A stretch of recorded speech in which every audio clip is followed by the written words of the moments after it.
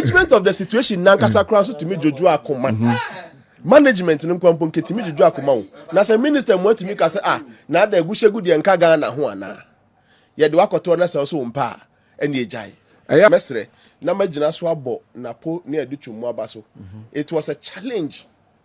So matimi ejina no abesi na say 8 years 9 years down the line we are still having challenges with it and so mo mu fi ase no de na say omu no ma ya ade enyo in fact na me small boy bi me nim say ne sisi and the current state ne say ya na oni me kra ya adwuma pen ya nkra ne bi hon ma mu ye good am from mu free begin umba university no anti me level 100s for be of my office 200 300 400 levels ni depends on obana show e nkwa dia ubetame nche ache enti ono say he was damn good enti mia me pani bi ene be fa no ko se chale wa kra e die me de ne ko and I'm saying no problem on fan nko say ye ho na just say bia onya government clearance and kra so ko sra justify answer na e be ma one slot bia ma one slot enti I didn't want to keep the guy even though he was so resourceful to me and okoye baby okodu ye nso no ye abaya adwuma me pese me bo adwuma kro ne din na CEO okoto no no obre ne ho asema no na CEO ni pe na asem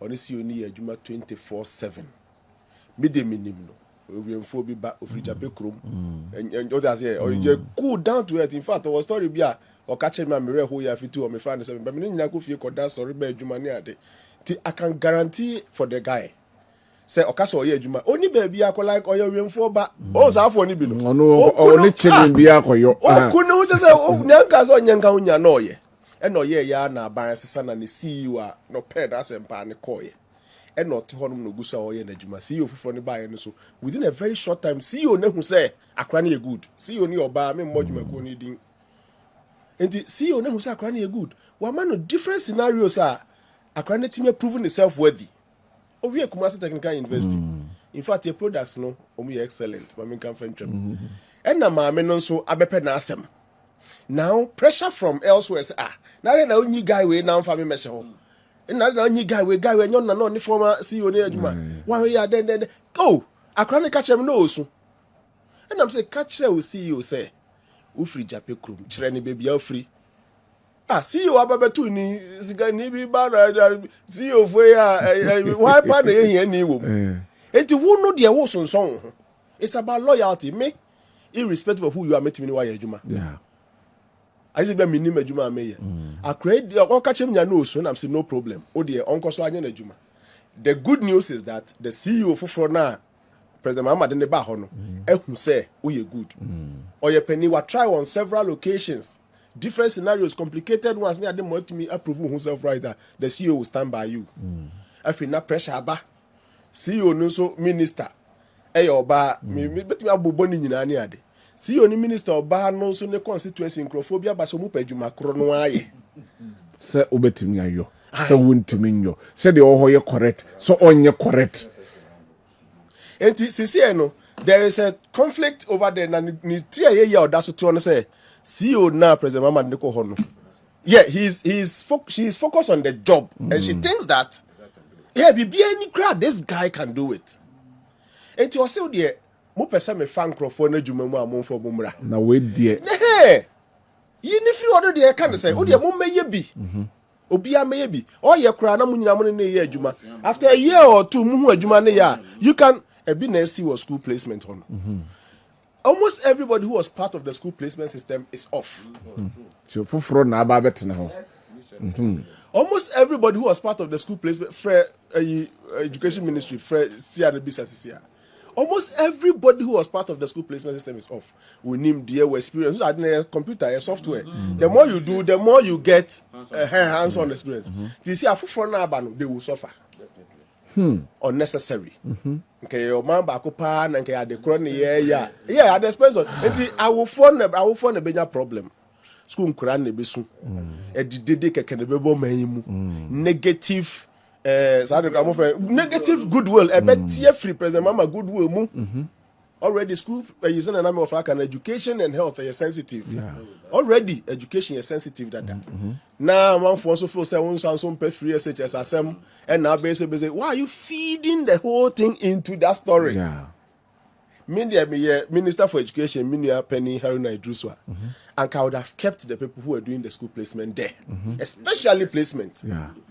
Not a office beyond mama nipa baku join up understudy apprenticeship. Suya and Safi or so Nimadian Sankra, sabi experience, not to honor or trick to ebia winning. Until now, but turn on in Juma.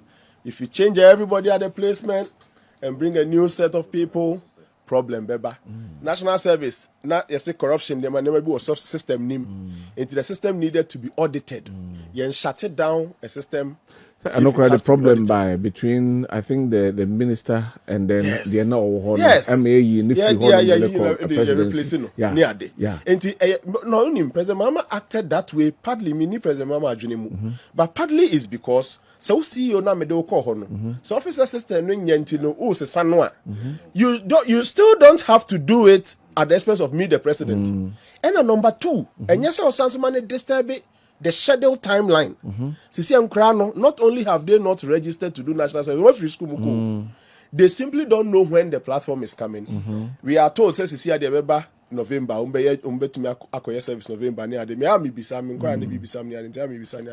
true or false, you have created unnecessary chaos in the system. Iti mesre Ghana baako dia ene mukwa nipa na ewo ho no munyo munya adwuma no muso mu ye Ghana fo yenkum dwafo ni dwa. Do you get it? Yeah. Sabi mebo makra ni din. The hon kiti be like he's not even somebody I guess and for any son.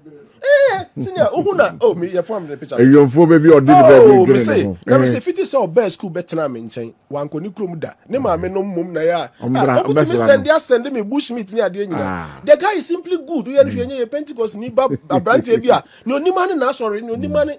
He's just good.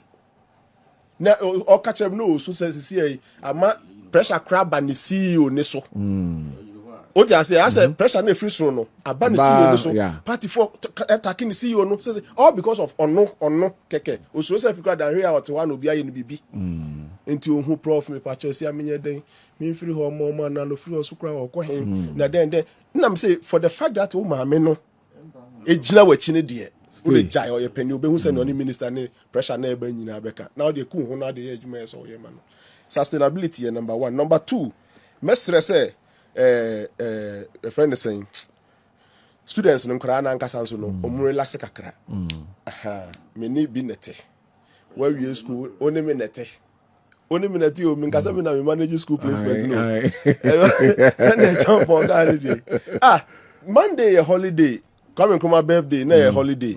I didn't nkasa ba me fan say Tuesday, Wednesday mo baby. Anajo. And the copy mentia Thursday, you know. Nti me say no my tight kakra nti me say no ho asem. Adeche Friday so no say week na end dia no. Monday a holiday. Nti na me just say Tuesday e brother and anke be say that kan asem ni ye. Tuesday so ra no pa makra ni fie ho.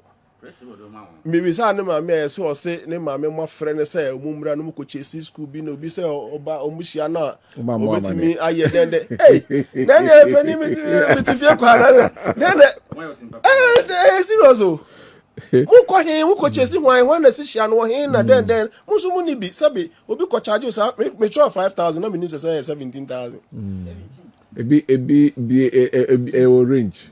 Okay. Na sabe to 5,000 kra ma obi a. Papa no. Enti Tuesday me ma frɛ bi sa na say frɛ akra ne bra ne hwɛ ne school no asem kana if I have to make some calls to some places near there yes ne ma me friend ma he ma che no was sorry dem ka ko abutre nkra munya abutre. At the end of the day obi abeko school. Yeah. At the end of the day,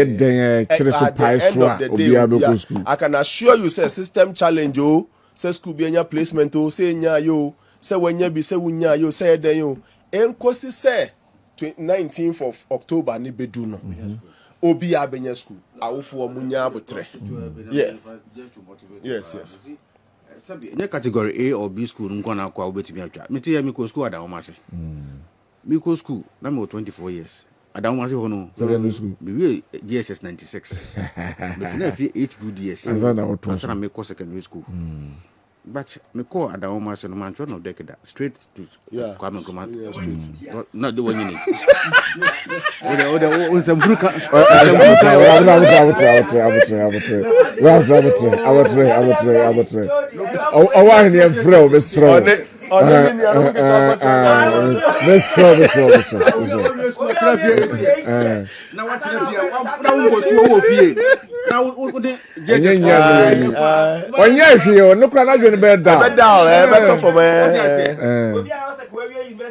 I say, but I was able to compete with them. Yeah, come my entrance exams, and God be so good. Records like that, I was the first student. Yeah, because but 8 years, meaning say. Additional na manage additional. Me feel say me chira dey nyina nipa me chira dey wa bin pa ofre kurasi too. So I want to say this to motivate of for your man to say kona yes school no ka ho bi die but wo no wo school na wo kon e ya wo kwara de gina wo kwara ne so say wo kono to wo wa bi so wo sua de no atwa wo betwa Brenner's Prof, we are facing mommy. My Prof, my Prof.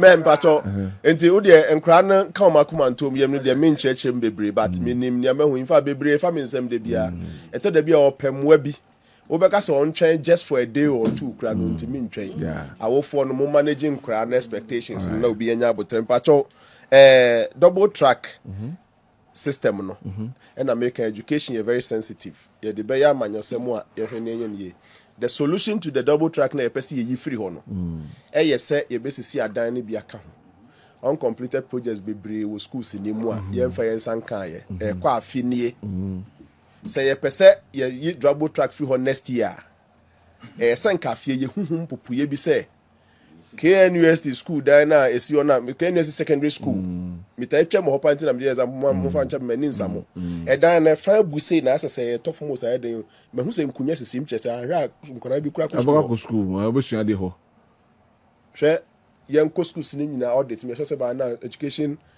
minister ne GS 4 years audit ni nyina de am education minister yen fa ya no kaka fa fanka se ye betwa double track na ba no fa chechire mu se ya adwen kese o me tena fie 4 years unia be ma so tena fie 8 years me 4 years na me 4 years na me tena fie no sabe na nka free SHS ho anka me ko obi sa time no sanka o da say no sa time no sanka free SHS ne kra no se na nka me kwa kwotena duase ke o se na nka me kwotena duase me nti dan mu mpo and I still me feel say my secondary school cra nanka me pe enti double track na very sensitive me nka say yen twaso anya double track ba yen fa ya no fa fanso nyi mfiri ho ne ye koso ye bekoso alright ye hwe ne nsisi adan ne bi nka ho enti mesre na magina so abo na po ne adutwum abaso it was a challenge so matimi agina no abesi na say 8 years 9 years down the line we are still having challenges with it and so mo fi ase no de say komuno ma ya de me last point sikasem no aba school placement ni me de me tro hasa 5000 7000 sa na say me de no kra de maintain hwe sa ya so pe school bi 25000 30000 hwe 30000 utwa atachere matoto ya na anyu na nyisika bia mpo nso ne yedi keo mo bia nka asem nche ho no mo yes ade no me ye sure say aye hwe say sebe ye say bontinso ni benya wa na efie ni panim hu bi I'm not blaming the education minister me nka say onim hu bi na ntimi so mma say oti ho pa na emofra hwe na nka twa ne ho a so me nwe na nka ho enso chen nyina ye education minister du chum safa sa ayi ni bi so ye nyina na okruma se yete ya ye siki bi wo ono nko ani nsem enso utu esika ma obi di a etimi bie ma unya school bi ni ade ebi na ekoso yi why na ti ba bi a o say utimi ma no 25000 de obenya brigades amount ono no kita ki na na enti mesre eje din boni ma ban na etwa mu no NDC ya enye din papa ma no ade no goodwill no nipa donom de do na esa unhu esa unhu especially education pa ni ma me fo no besi ne kasa o mu kasa na me tie regional minister Accra what you say about Greater Accra regional minister kan serious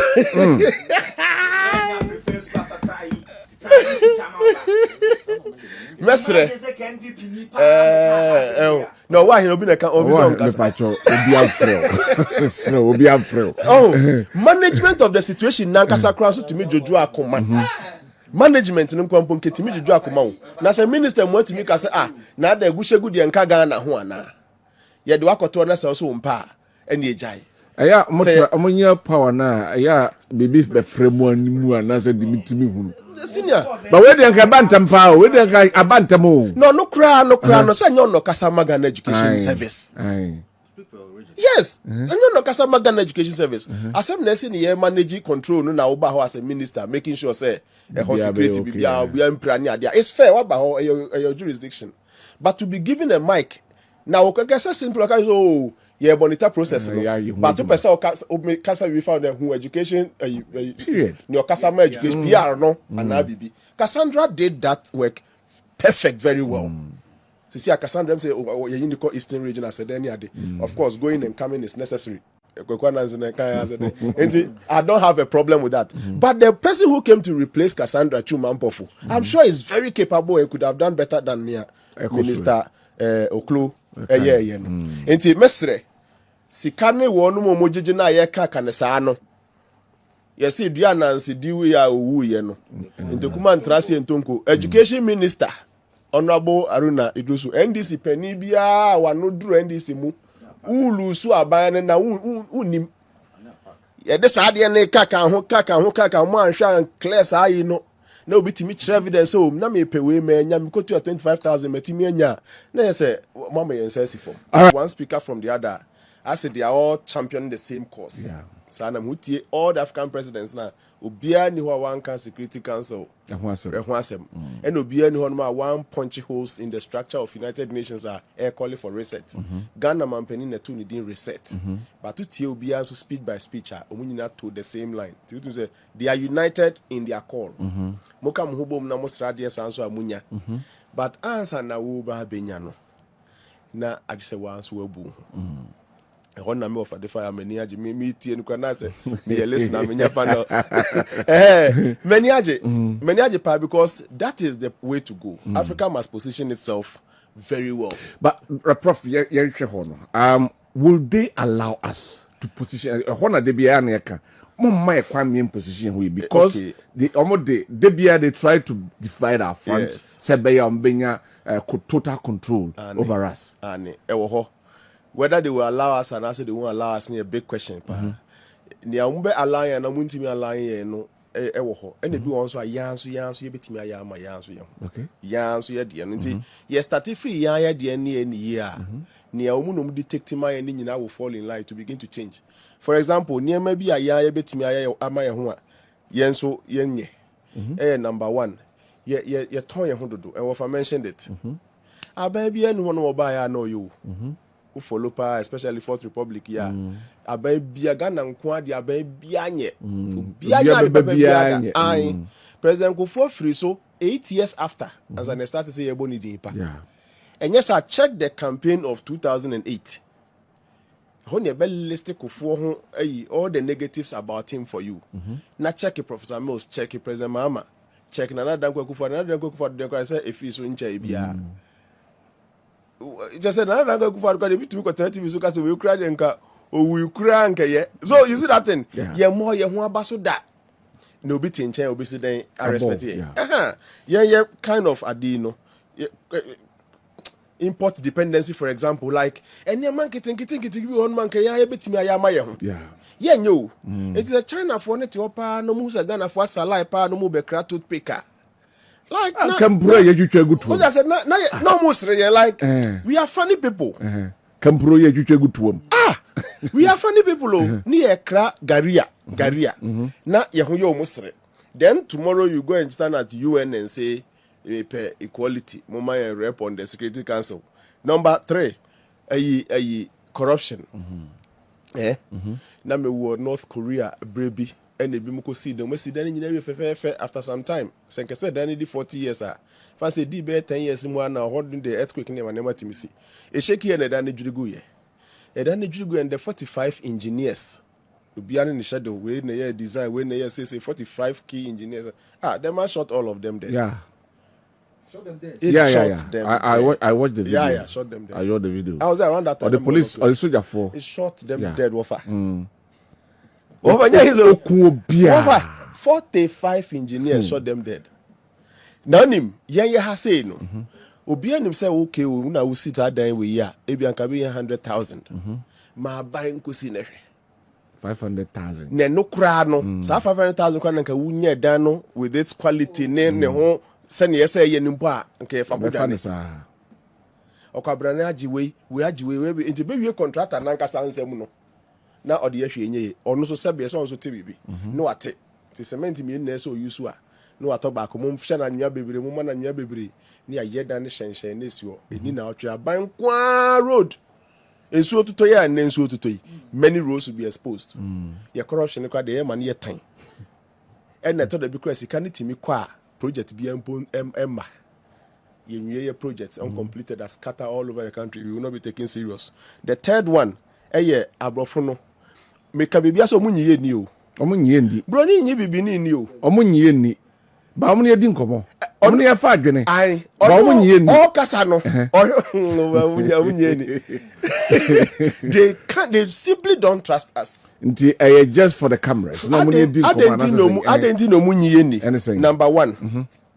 Ya ye ho ne ye ho. LGBT. Ya peja ne kakra. Emergency. Say and can say consistent as a people.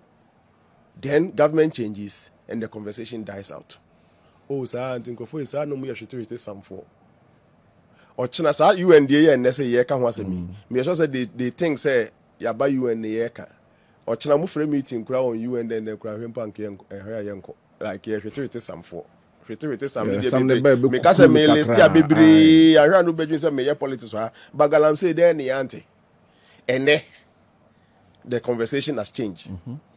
Sisi ade assassinating here home bi o na say ye kura ye nya 6 billion bi wo mu ni ade a ye yi nti no ese hwe nkrofo mabru so madwuma aduane o mu dia no then the conversation has completely changed. One ka abaji ni pakona di next time.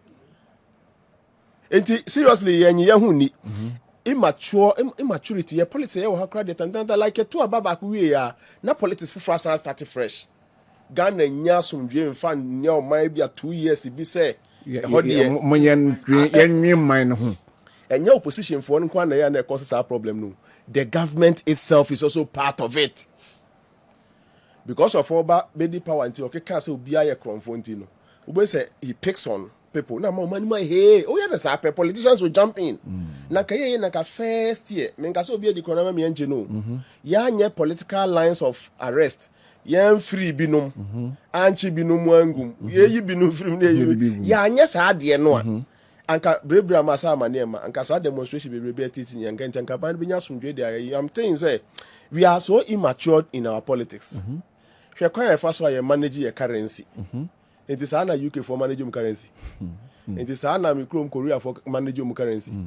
Ye de no sika no bebi ese sika ne fie wa ne fie ni aye for ya tro bank no sika ni ho. Yes, your body. Aye. And na akodi abuchi nsem wo ekwan ho. You be see that trust yen. So musomuni ya nete how. Yeah. And they know how they also they may even know better than we do. Yeah, so yes, they may know better than we do. Na yeti ho ne ye ho saa ne ye ho saa. Our calls are solid and valid calls.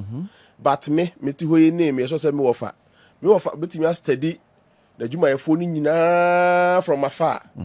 Obetimi aka de necessity bu say me ni honam de machi jasa papa we ya adwuma no begu no. Ebi a won kan kire ni pakoro de. But obi hu obi an suban. Yeah. Enti yen so ya ton ye ho aye ne ye say ye hu nyina ma say ye kasa kra obi anye ni bi. For example, World Bank any oman. Why ni yenyi ni? Oman Ghana say COVID-19 ni Russia-Ukraine war ebe disturb the economy.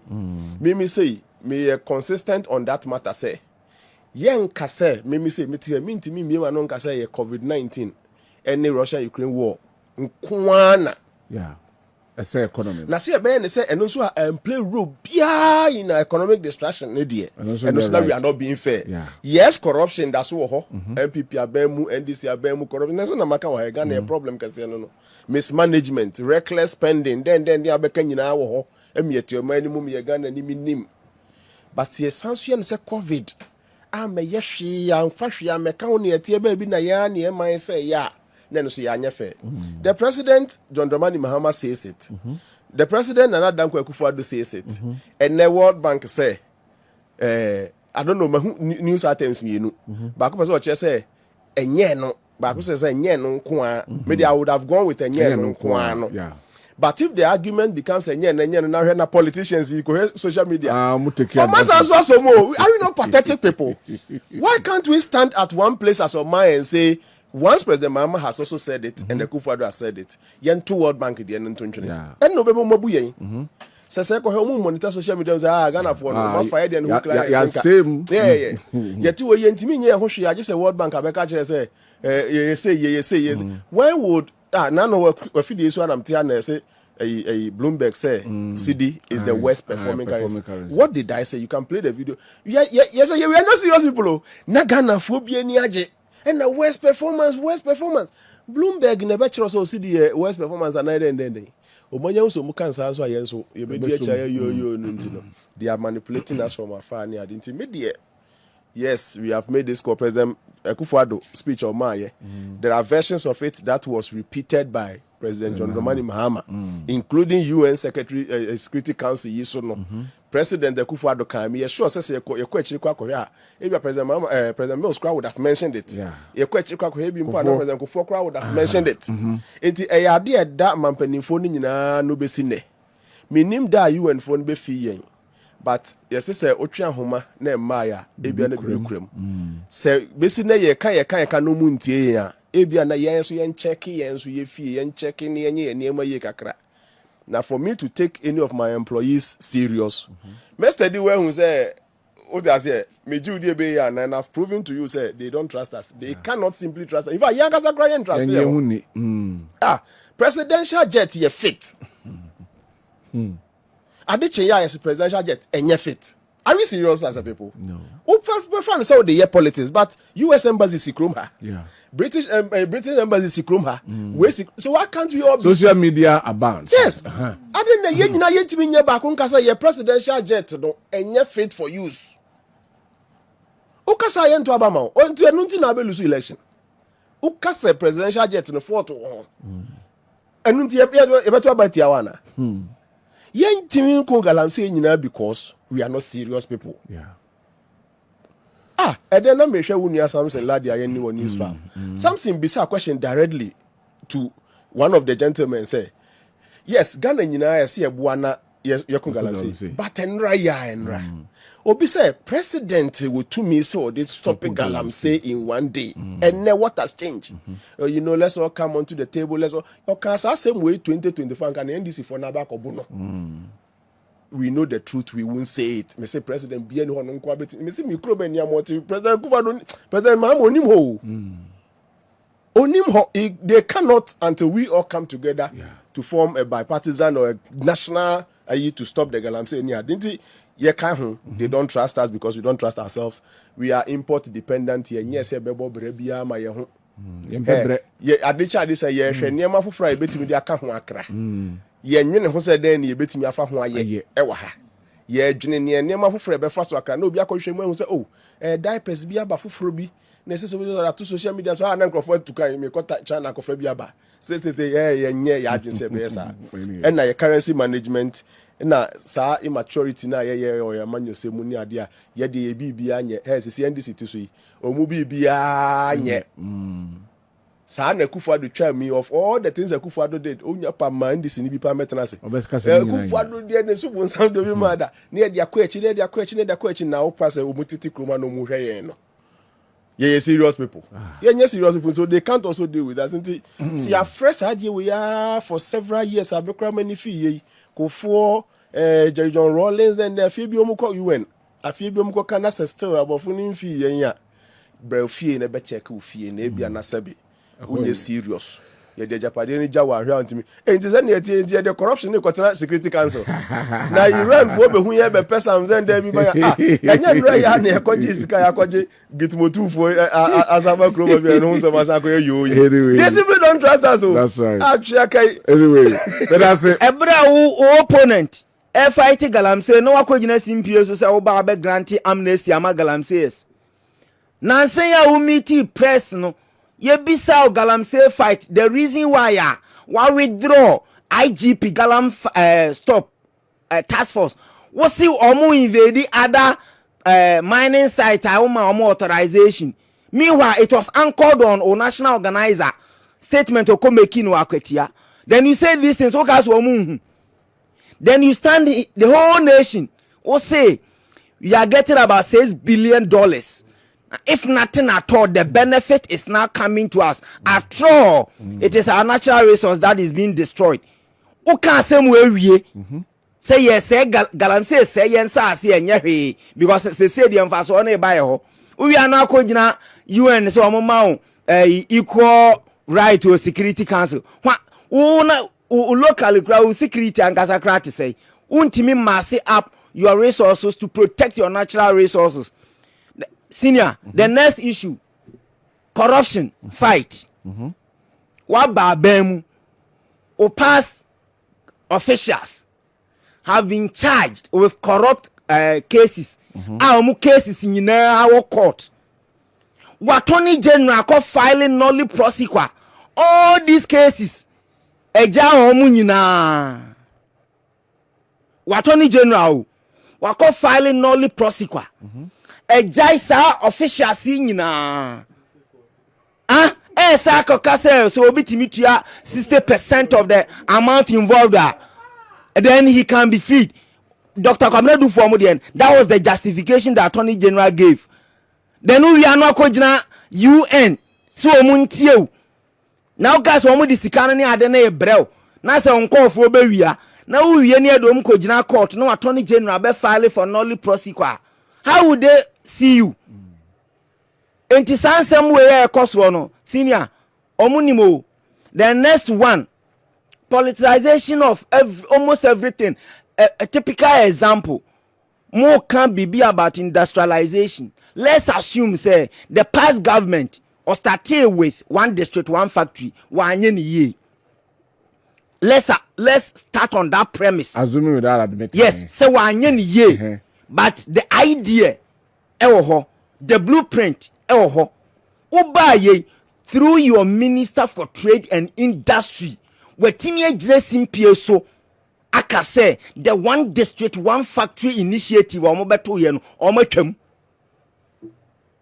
we are here talking about industrialization. Now, senka odi okra uni sa idea ni bi. Now past government to your predecessor asema ade o shase no wanye ni ye. Refine it, polish it and implement it. Wetime through your Minister of Trade and Industry. Etime gine simpie so aka say one district, one factory policy in wetwam.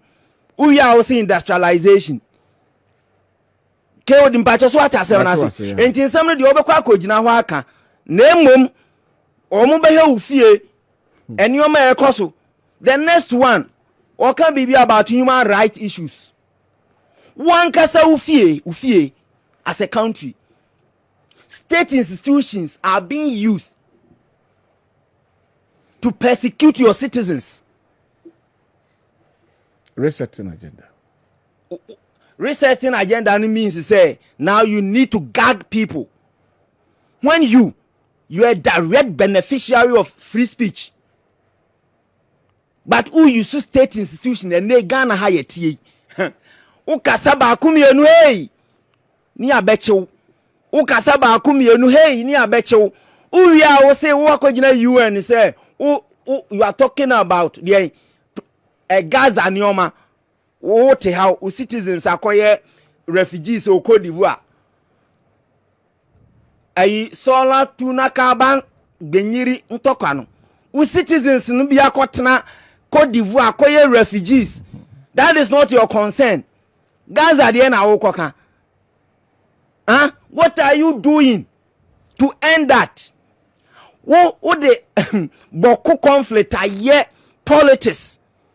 akoka say when NDC is in power Boko is at peace uba ye IGP akọ kra me abo no ka mutuo untimi nya ho hwe no akogina akọ Gaza ntokwa ho asem won kasa ufie yes outside gentility home cry ufie ja demu nioma nkoye no akogina UN keka sa asem no enye sa na ye no on sisiesie ni fie eno nti na osi uka no ma hwenim no ma sere nyo be kan nyina anya de on befa because omo foreign missions nyina wa ha enti ne ekosu bia they get day in day out report and briefing enti uko gina na keka sansem na owi anu a fast call chart no ahwe all these issues e dey na happen wa ha enti we no no abegina ha ka sansem boy Minia Frank can be on education. I agree with him. We need to reform our education. And I but let's look at STEM. STEM education. I introduce you what has been their way contribution since assuming office. Now saying and no say nansa Minister of Education say he doesn't accept the fact say obi benya 37 no e dey na call grade says grade A school you see what it means is in most cases these students come from public schools and we gave them the opportunity and when the catch us say you see education sometimes exams akra no conditions any situation during exams create me ma akra no fail. It doesn't mean sakrani nyadio. But so you go back to the previous system. Esikafo man kwande beko grade school because esikafo man kwande beko these so-called good private schools. Into abeba no enya 9 ones. Now obi free micro madansi abo number 2. Teachers grade bi ni ho. Classroom teacher ni no be kira de kra no. Ye mfense ye o kone mwa nyina anam honom na akra na yire ne ho akonya bi age 30 35 oko school conditions ne papa no is stable he can compete with whoever on any class ana meboa but so who create some of these things as senior what you are saying is esikafo no be koso a progress amenhiafo no akoso ada fom ho a enti mesre minister medisie no Minister of Education, Honorable Haruna, sa policy we nkwa onjai because at the NPP introduce here and say na ye give you quota to public schools. Public schools now a war remote areas no less endowed whatever you want to call it. Send your beyan kwaranu so benya opportunity.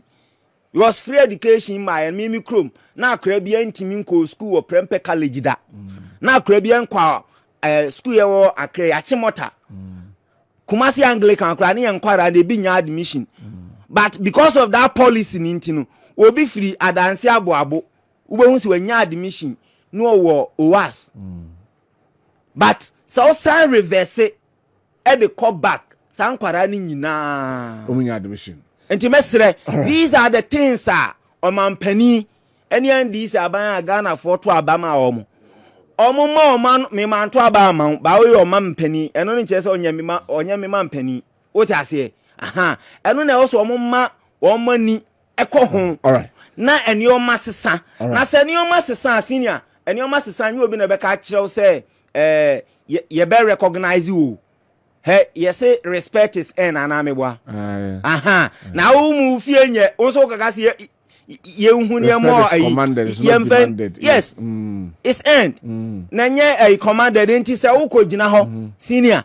Na niya uye nuwo ufie enioma nye ehwa basa. Obia mfa onya hio. All right.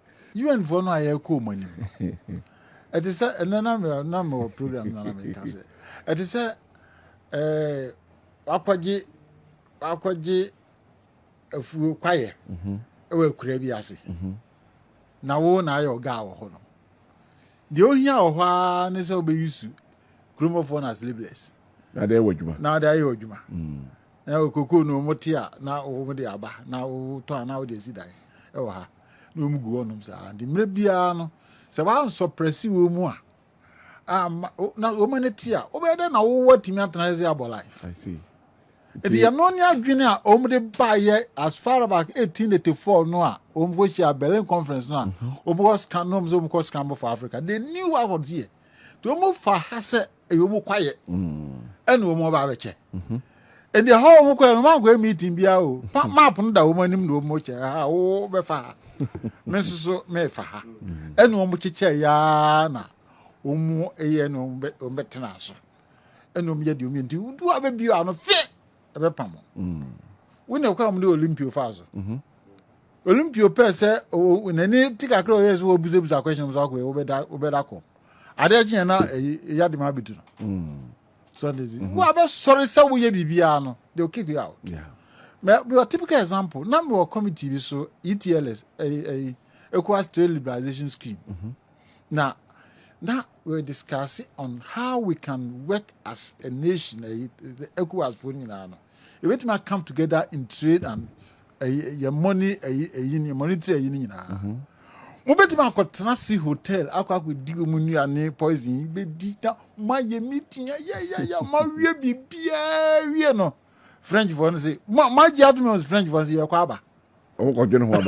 I'm going home, master. I'm going to go home, master. And mobile banner for them, I see. And no can who be. Sa French for no master phone can be na. Sa sika near Pesi Dibomuno, near friends Echo, and to me Amazon. Because Anglophone countries no moon dear, woman in Artia, dear Nasi, now French for no. More we be bia ya kwako hunyama nya no bebo gbo ya kwaba ya kwa besi hwibi Okay.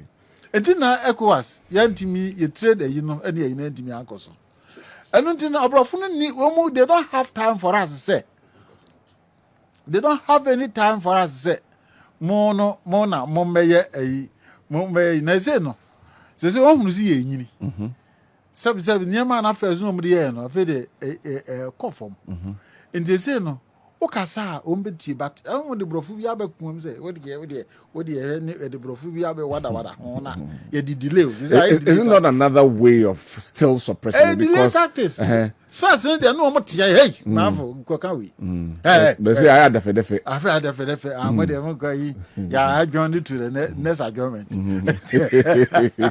and ya tete ho sa but so hwe ni deal no end there it was powerful niam okikan ye and now film so Africa so no say o hwe ayi nyame adom sa ai Africa ayi continental free trade area no na be rural and chematen so de buy no ayi di dwabo mu no governance no nko an so yam fa trading and kan ho a entimi enyadwuma because what is governance e ja na church wi a de aka no se ye bedi ehudwa kongrofo di ehudwa eni ehu ye ho me first say me wo hey se me kwata chi mandwa me kwa obi na me ko hia no ho ana ze kro mi pa na me ko hia no a ye betima ya yonkofo menya yiye kro bebe bi na se mtia na phone so nko ana se ntimi nya de bi etimi bond it together like trading and me we have about 1.2 billion people we organize here your GDP is about 4.3 trillion dollars ayete ho the day ni ntimi nye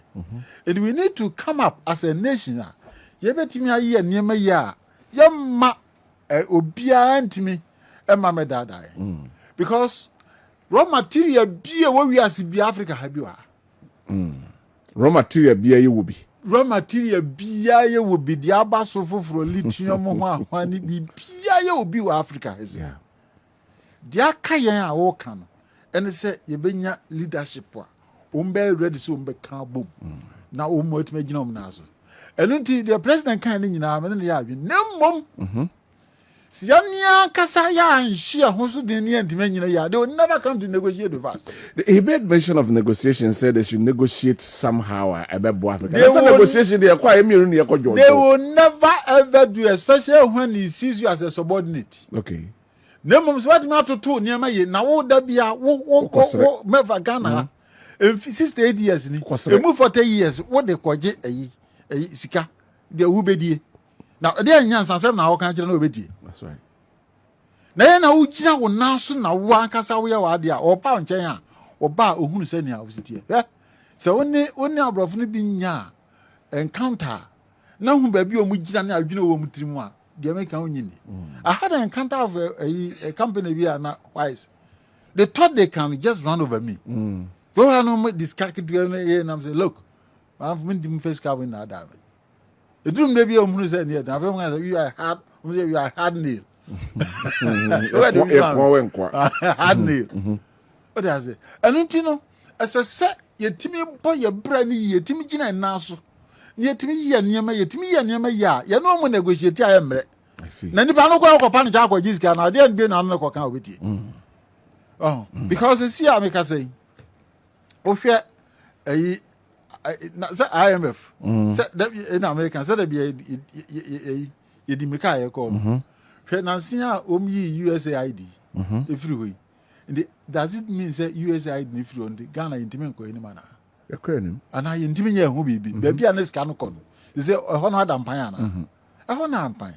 Because they say, no one of us now, Omon, no, to any of these can rooms. Yano, but must have a and we need to think because we have all the capacity in Yankopon de Adom Ghana and Africa. Adiaka and Adwin no be yedman. No Adwin so yedman ho na no bre. I see. Enti say no de Ghana yen nyina it should be collective. And yen nya say we na we ba no be say we mofom no onu nya kwa mra no. Ye no so yen mfiri ho. One say the Adwin bi no we tim no. We na bend we mofom. Na onzinya bompa won so mofom ni bibia ansay no so nya kwan ba okọ Malaysia and other areas no mutima ko mu no this is how they work.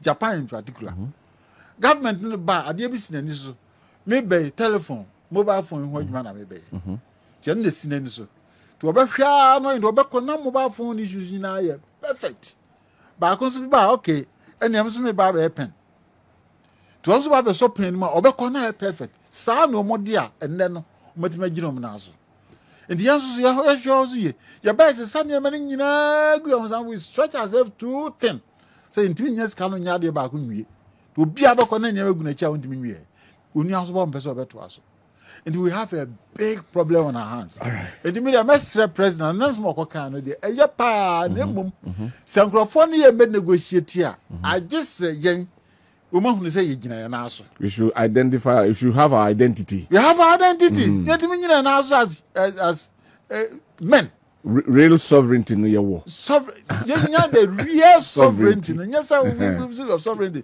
that be now till now the oma phones so now pacho oma phones so now kwaje bosna oma phones so na ayi unia wa abruchi na otia na the oma phones bra ayi enade be die grade no send this guy bro ade kya bra menyo be me fe ko enu ade ni me ska mango enu ade ade kya bra ye da na etim na rent na so yetu for 50 I want no befa Onfa.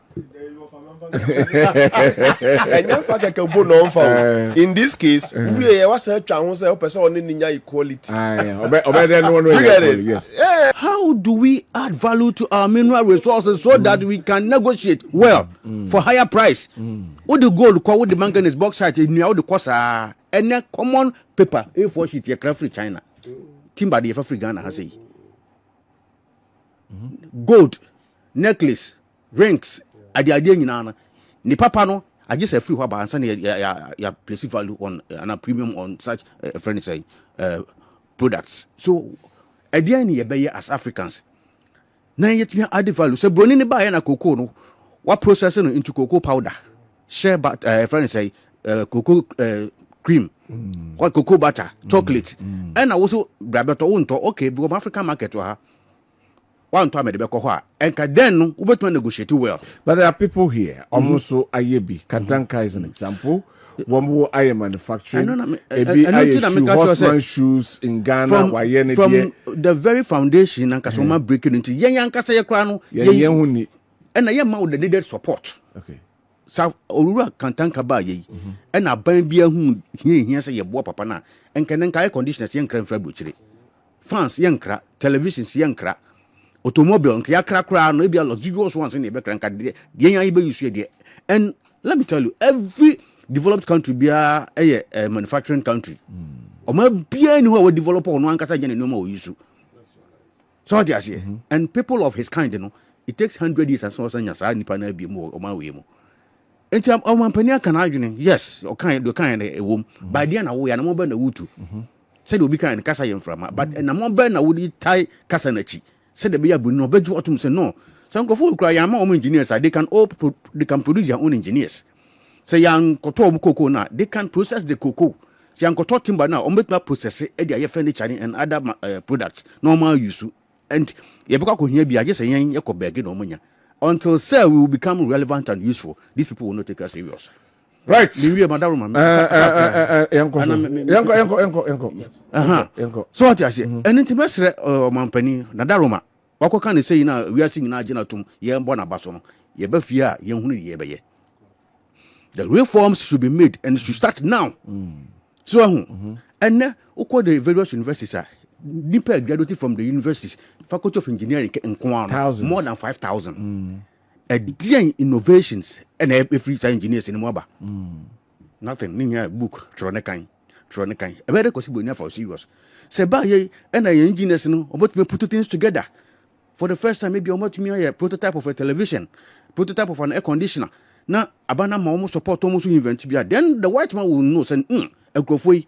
Say, I'm sure 1 more year they will catch up. Until I was saying, they need us help beyond the bomb. Sure, they took Africans, 12.5 million people away as slaves.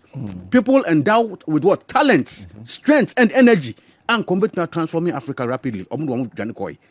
Transforming all the developments in America and those nations in Ghana, use Africans in the year. As a result of reparation, more break, more sense.